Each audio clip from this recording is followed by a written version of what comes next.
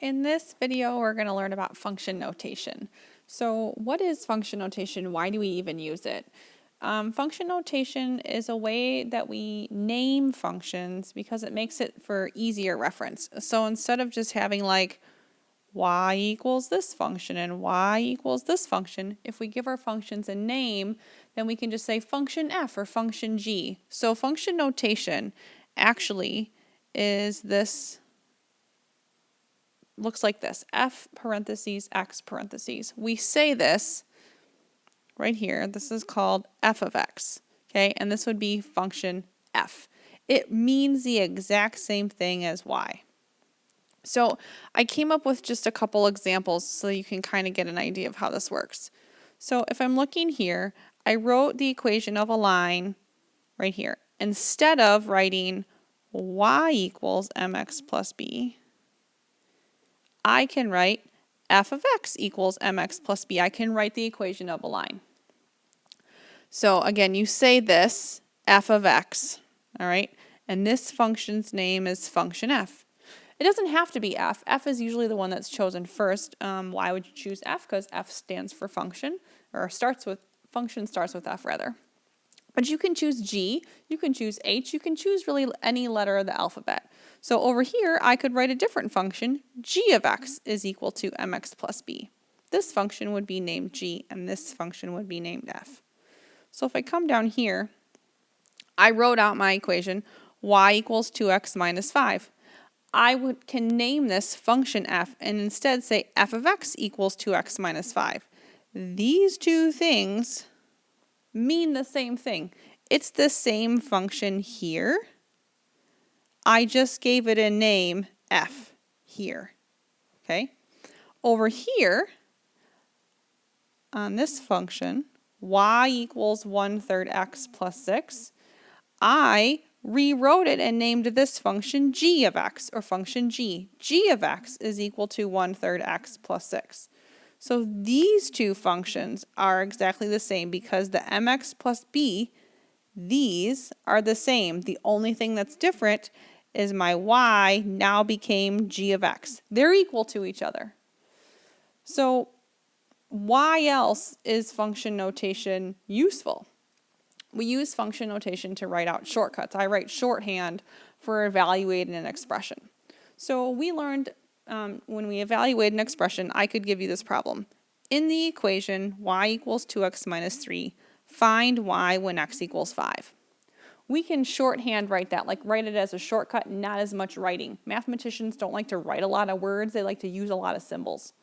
So here, I can write this out, this same problem in function notation, and I can say if f of x equals 2x minus 3, find f of 5.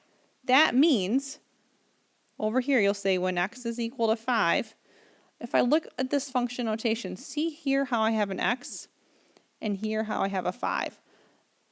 My x turned into a 5, so that means wherever I have an x, I want to replace it with a 5 to do the evaluating. These two, this right here and this right here, mean the exact same thing. Typically, you're going to see this from now on, now that you know what function notation is, because it's a way that we can write it out quicker and write less words. So we're going to practice doing function evaluating. Down here, I have three functions written for you. I have a function f, function g, and function h. Function f says f of x equals 3x minus 15, g of x is negative x plus 2, and h of x is 1/2 x plus 4. So in the three problems, this first one right here, can you find f of 2? That means in function f, so I'm using this red guy right here, and then I'm going to write it out.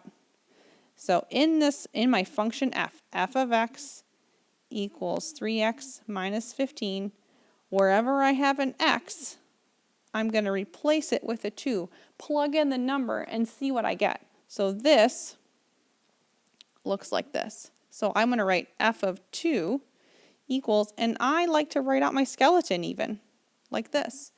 What number am I plugging in this orange part? what they tell me to right here. I'm going to plug in 2. 2. And then I do the math. So 3 times 2 is 6, and 6 minus 15 is equal to -9. Okay, next one.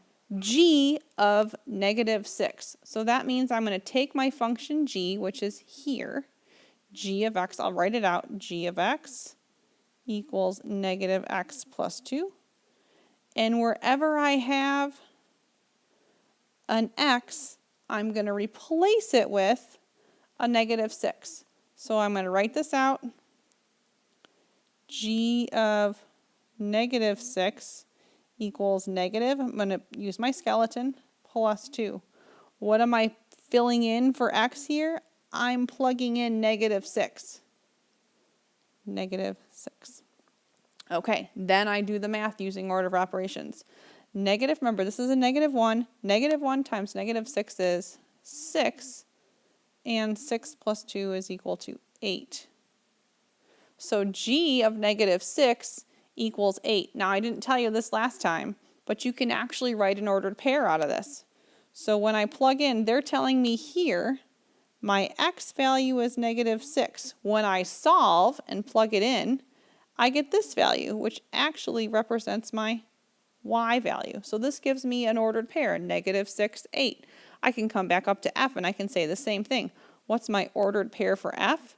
Well, my x value is 2 because they're telling me when I'm plugging in a 2, and when I plug in a 2, I get out -9. So that's my ordered pair.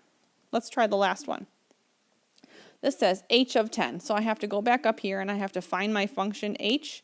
Function h is right here. H of x is equal to 1/2 x plus 4. So I'm going to come down here. I'm going to write h of x is equal to 1/2 x plus 4. Okay, now I want to find h of 10. So h of 10 is equal to 1/2, write my skeleton, plus 4. Now, what's going in this parentheses? A 10, because that's what they tell me to put in right here. They're telling me that x is equal to 10. So in here, I'm going to write 10. Now I do my order of operations and figure out what it equals. 1/2 of 10 is 5, and 5 plus 4 is 9. So what's my ordered pair here? Well, my x value is 10, because that's what they wanted me to plug in. And when I plug in 10, I get 9. So that's my ordered pair. Let me know if you have any questions about function notation. Good luck.